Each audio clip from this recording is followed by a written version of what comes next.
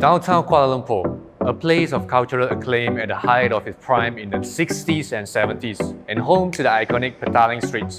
It all came to a halt and became a vacuum during a time when local citizens moved away from the area. But since 2018, the younger generation started coming back and revitalized Petaling Street by bringing in new businesses and design with modern concepts. We explore one example in KL City, the Rex KL. Olay.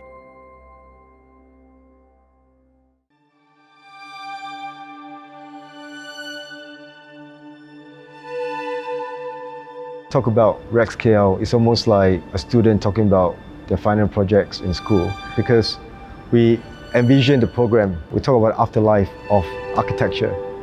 It was called Rex Cinema, or Rex Theatre, back in the 40s. And there was a fire in the 70s, and they rebuilt the cinema again as what it is today. It was taken over by Golden Screen Cinema in the 90s and kept operating until early 2000, and there was another fire. In those days, this is one of the biggest cinemas in Malaysia that houses 1,200 people at one time, single screen. I actually literally grew up here, to be honest. I'm not saying that I'm living here, but I always hang out here. So I always came here, then before I go home. So I always hang out in Kota Loria and this part of town. It was quite good. My high school time, it was really good.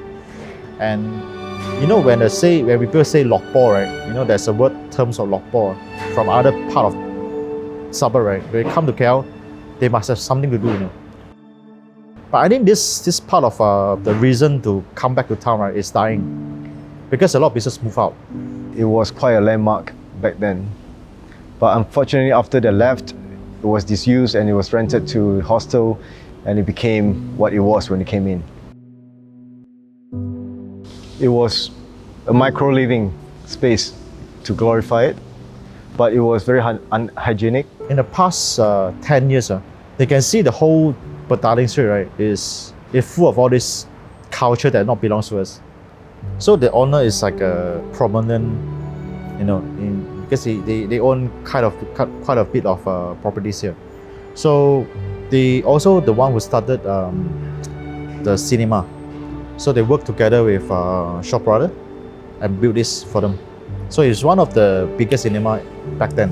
It's very iconic, and they have changed for all around Malaysia.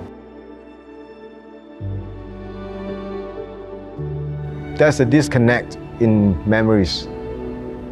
You can't imagine how it was back then in Petaling Street or in this place itself as compared to now. It was really buzzing back in the 90s, 80s. This area is like the place to be when it comes to KL. Maybe a decade or so, there's a vacuum that people stopped coming back.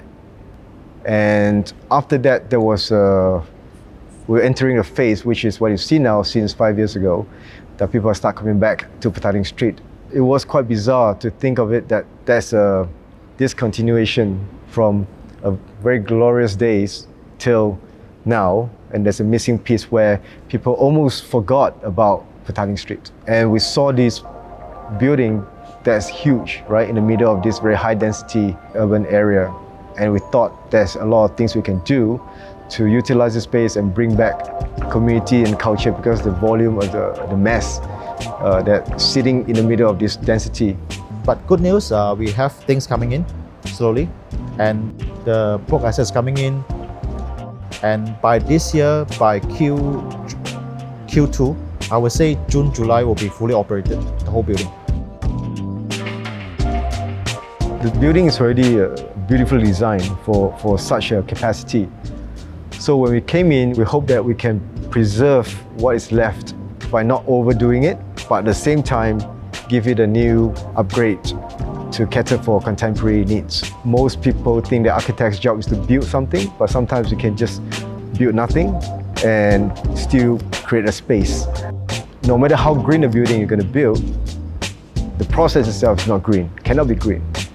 So what I meant by this is a green building because it was already built. I think moving forward, Also, as urbanists or architects, we should think about how to reuse the buildings around that's already built. If you want to talk about sustainable future, green building, green architecture, maybe we should stop building and look into what's available and reuse them. The philosophy of it is not just design or building, it's more on the program, the actual day-to-day life, how people use the space, how this relationship with the neighbors, the community, the surroundings, things is really beyond design, and it's just life, I think. So a lot of young urban Malay, they never been here before. So I think that sort of changes is quite positive, because they found, wow, it's so interesting, this part of town. They never been here before. They always hang out in all this suburb or housing area. But this is very new. Then they start to learn more about this. I must say this is a positive change.